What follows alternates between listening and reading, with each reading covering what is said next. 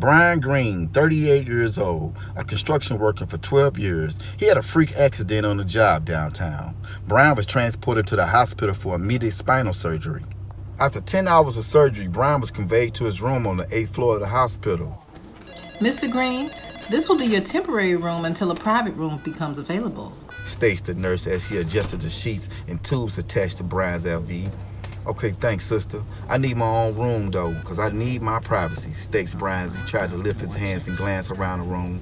Well, Mr. Green, I don't have an estimated time of when your room will be available due to the COVID outbreak, Stated the young, sexy nurse as she handed Brian the remote to assistants.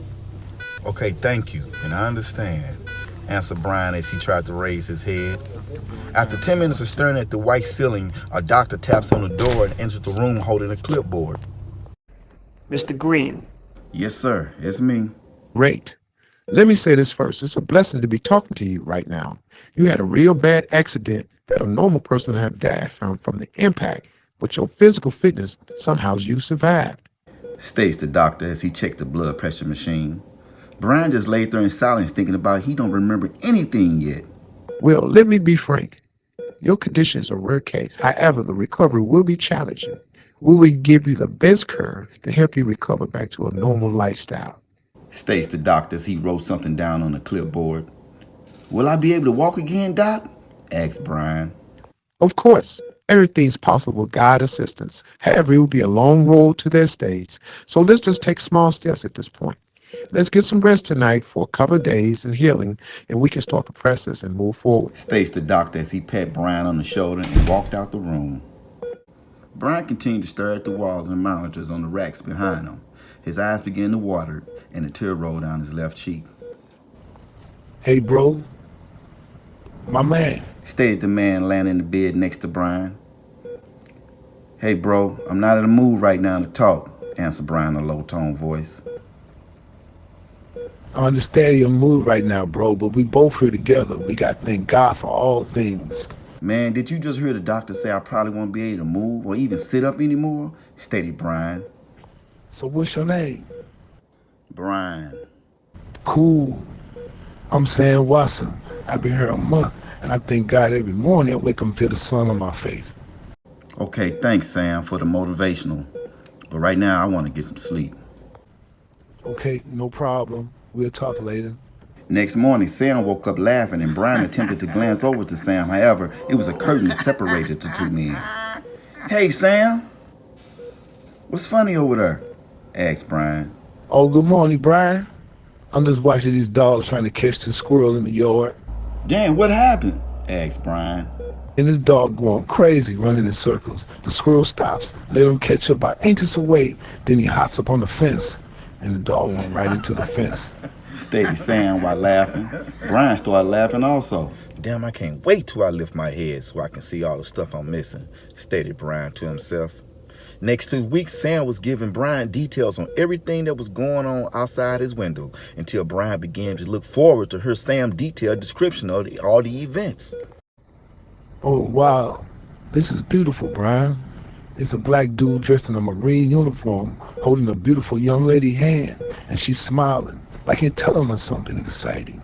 What are you doing now?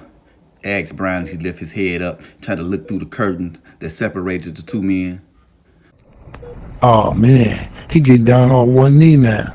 He putting out a ring. Stated Sam in excitement. What's happening now? Shouted Brian. Look like he proposing to her.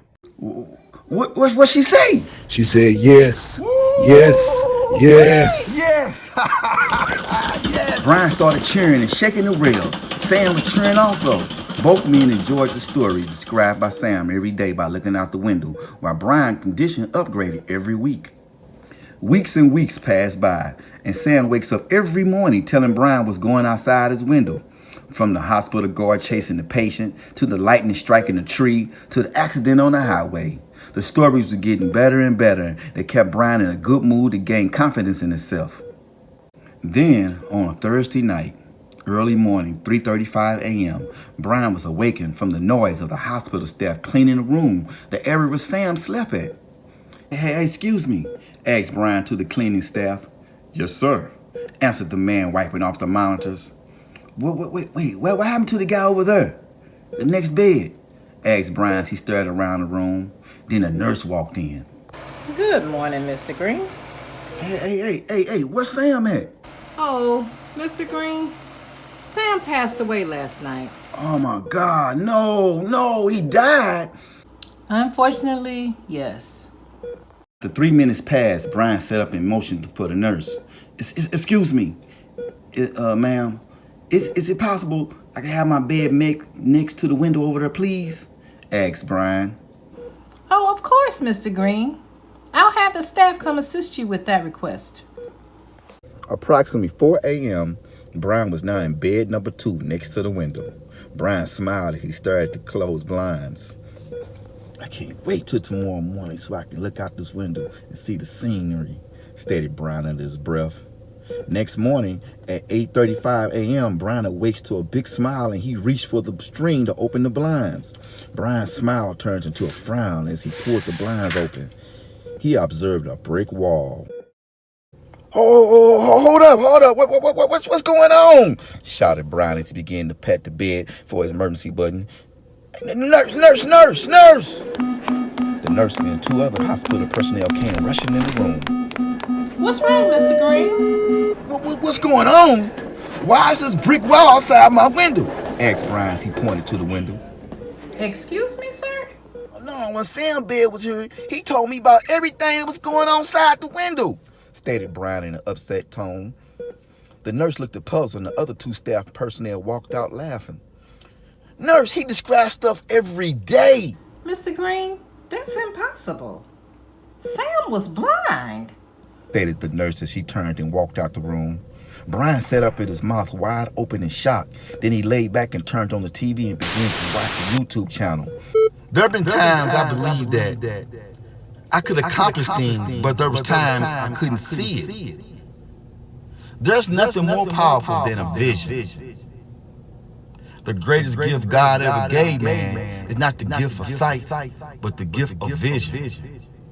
Sight is a function of the eyes. Vision is the function of the heart.